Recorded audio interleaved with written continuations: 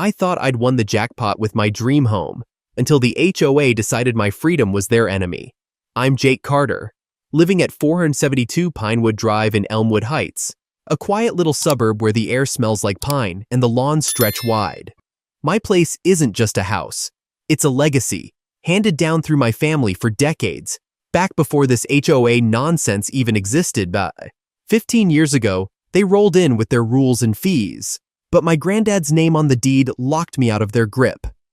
I'm grandfathered in, exempt.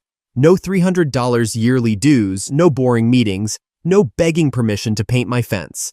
I've got 2 acres of pure freedom, 3 horses galloping in the back, a rickety old gazebo I built with my dad, and every Halloween, my house lights up like a carnival. Skulls, pumpkins, the works. The neighbors stuck in the HOA stare out their windows, jealous, muttering, "Wish we could do that." I just grin and toss a treat to my mare Daisy. This land's mine, and I love every inch of it, but that freedom, it's like a thorn in the HOA's side. They hate that I don't play by their game. I'd be out brushing the horses, and they'd drive by slow in their fancy SUVs, glaring like I'd kicked their dog. One guy even stopped me on a walk once, saying, "Your lights are giving folks ideas. HOA's cracking down because of you." I laughed it off. Tough luck, pal. My family was here first, busting our backs to keep this place alive while they were still dreaming up their stupid bylaws. I don't owe them a dime or a damn explanation. Still, I could feel the heat building. Every time I strung up those Christmas lights or fired up the grill for a loud 4th of July bash, I'd catch whispers. People loved it, but the HOA didn't. My chest puffed a little, knowing I was the rebel they couldn't tame. Then, Victor Grayson showed up. He's the HOA president, tall, slick, with a smile that's all teeth and no soul. First time he knocked, I was hosing down the porch, mud dripping off my boots. "Hey Jake," he started, casual as hell. "Ever think about joining us? Keep things fair?" I squinted at him, water still running. Fair? This clown wanted me to trade my horses and holidays for his clipboard and fines? I felt my jaw tighten. This wasn't a chat. It was a warning shot. "Nah, I'm good," I said, turning back to my work. He stood there, smile fading, and I knew right then, Victor wasn't just annoyed. He was out for blood. My little slice of paradise was about to become his battlefield. Victor didn't just knock once, he kept coming back, and each time, he turned my peace into a pressure cooker. After that first porch standoff at 472 Pinewood Drive, I figured he'd slink off, tail between his legs. Nope. Every week, like clockwork, there he was. Shiny loafers crunching my gravel, that fake grin plastered on his face. I'd be out feeding the horses or stringing up Halloween skeletons, and Victor would roll up in his silver SUV, leaning on the horn just to get my attention. My gut twisted every time I saw him. This wasn't about fairness anymore. It was personal. He hated that my 3 horses roamed free, while his HOA drones couldn't even plant a flower without permission. I'd catch him staring at my gazebo, lips tight, like it was a crime scene. His routine got old fast. "Hey Jake," he'd start, all buddy-buddy. "HOA's got perks, security, community spirit." I'd snort, brushing Daisy's mane. "I've got my shotgun and my neighbors, good enough." Then he'd pivot, voice dropping. "You're making it tough on everyone, buddy. Join up, be a team player." Team player? I felt my fists clench. This guy wanted to leash me like a dog. I'd shoot back, pass, and turn away, but he wouldn't quit. Last time, he went full sleaze.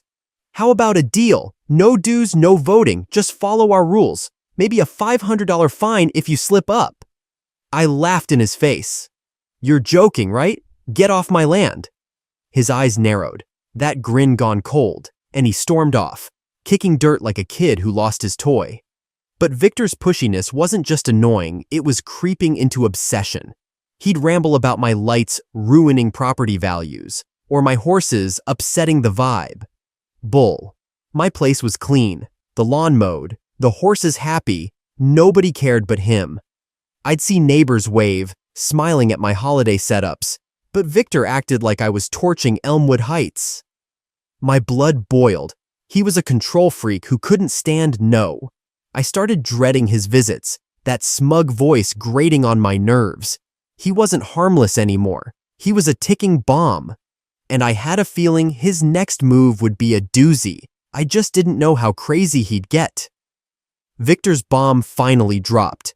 He turned my land into a damn parking lot, and I was ready to explode. After months of his pushy crap, I thought I'd seen the worst at 472 Pinewood Drive. Then one muggy July evening, he showed up, all smug in his pressed shirt. "Jake, HOA's got a parking problem. Streets are banned now. We need your land for a bit, 9 months tops. Free parking for our folks." I stared, jaw tight. "You want 40 cars tearing up my grass, revving all night, for free?" He shrugged. "It's for the community." I laughed hard. "Pay me $1,000 a month or shove it." His face went red and he stomped off. I figured that was that, until the signs popped up. Next morning, I woke to HOA free parking stakes hammered into my dirt. By noon, 40 cars, SUVs, rusty pickups, you name it, swarmed my 2 acres like locusts. My horses freaked, stomping and snorting, while tire tracks chewed up my lawn. I felt my chest burn. This wasn't just bold, it was war. Victor had told everyone my land was fair game, handing out fake passes like candy. I stormed out yelling, "Get off my property!" Some old-timers waved their passes, confused. "HOA said it's okay." My blood pounded. He'd played them, and now my sanctuary was a circus. I ripped down every sign I could, but the ones on their side, untouchable. Cars kept coming, day after day. I called my lawyer, voice shaking.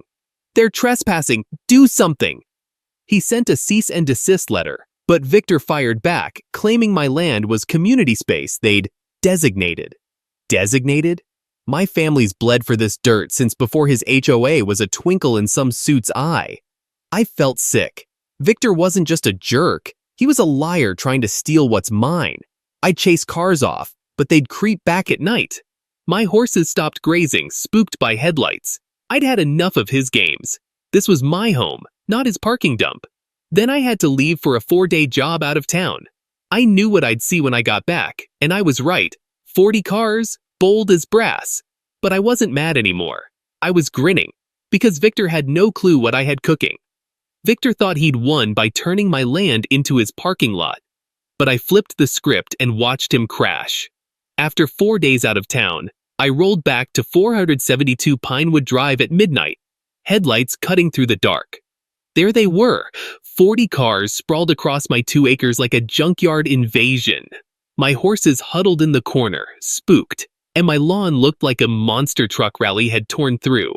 I could have lost it right there, yelled, kicked tires, gone full redneck. But I didn't. I smirked, heart pumping with a wild kind of glee. Victor had handed me the perfect ammo, and I was about to fire back. I'd already called my lawyer before leaving. Smartest move I ever made. He'd warned me. "It's your land, Jake. They're trespassing. Hit 'em hard."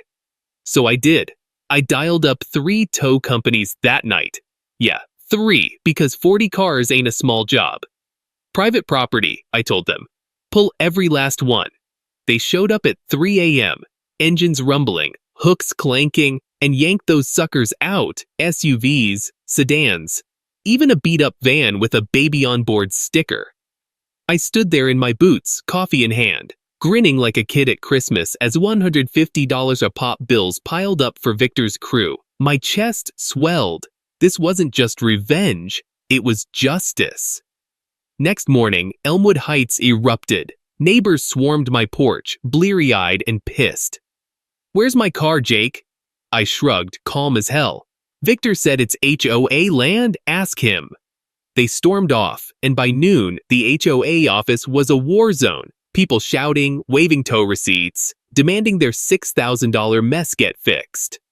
Victor tried pinning it on me, stammering about community space, but my lawyer faxed over the deed. 472 Pinewood Drive, Carter family since '58, checkmate. The tow companies backed me up. Private land, illegal parking, HOA caved, cutting me a $2,000 check for trespass damages and footing the impound bill. I felt like a damn king.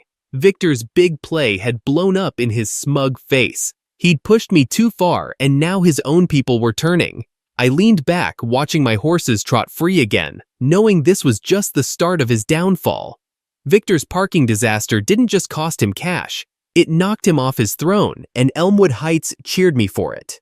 After I towed those 40 cars from 472 Pinewood Drive, the fallout hit like a freight train. By lunchtime that day, the HOA office was a madhouse. Folks yelling, waving $150 tow bills, demanding Victor fix his mess. He tried spinning it, red-faced, yelling, "Jake's the problem, he's selfish!" But the tow slips and my deed shut him up fast. Private property, they read, plain as day. HOA forked over $2,000 to me for the 4-day trespass and shelled out another $6,000 to free the cars. I leaned on my porch, sipping beer, watching my horses prance free again, feeling like I'd just won the lottery. Victor's big shot at breaking me had backfired, hard. The neighbors flipped quick. Old-timers who'd cursed me that morning started nodding my way by dusk. "Screwed us all, that Victor," one grumbled, tipping his hat. Word spread. Elmwood Heights buzzed with, "Jake took down the HOA." I'd catch grins at the gas station, folks saying, "Wish I'd done that." My chest puffed up, not just pride, but relief. This wasn't about me anymore. It was us sticking it to a bully. Victor's phone must have been melting. 2 months later, he quit. Not fired, but run out. Cussed at meetings. Drowned in complaints about his lies. "Community space?" they mocked. "Pay for my car, you jackass." He slunk off, tail between his legs, and I heard he sold his house cheap. Couldn't face the stink of his own failure. I didn't stop there. To rub it in, I built a new horse shed right where those cars had parked, close enough for the breeze to carry a whiff of manure their way. My 3 mares loved it, and I'd chuckle every time a fancy HOA lady jogged by, nose wrinkled. They'd glare, but nobody dared knock again. The HOA went quiet. New president, some meek guy, wouldn't even look at me. My lawyer said they'd learned. Mess with Jake Carter and you're toast. I felt invincible, like my granddad's spirit was high-fiving me from the grave. This land, this life, it's ours, and no clipboard clowns taking it. Looking back, Victor's ego lit the fuse, but I dropped the bomb. Elmwood Heights isn't the same. Folks check their deeds now, ask questions. Me? I'm still here, horses galloping, lights blazing every holiday. Victor thought he'd crush me, but he built me a legend instead. Next time an HOA suit rolls up, I'll be ready. Coffee in one hand, tow company on speed dial. So, what's the deal with this HOA chaos? Here's the scoop. HOAs can make rules like no loud parties at midnight, but they can't stomp on big laws like federal or state stuff. Think property rights or the ADA. Victor tried turning my 472 Pinewood Drive into his parking lot, but my deed in the law said, "Nope, that's Jake's land." He crashed and burned because he couldn't rewrite what's mine. Tow trucks and a solid lawyer proved that fast. What did I learn? You've got to guard your rights, your family, your community. Don't let some HOA jerk push you around. Stand up, know what's yours, and keep your people safe. Victor thought I'd cave, but I showed him. How do you do it? Hang on to proof. Deeds, photos, whatever. Call a lawyer if it gets messy. Mine had my back. Or team up with neighbors like I did when they turned on Victor. It works. What about you? Got an HOA story?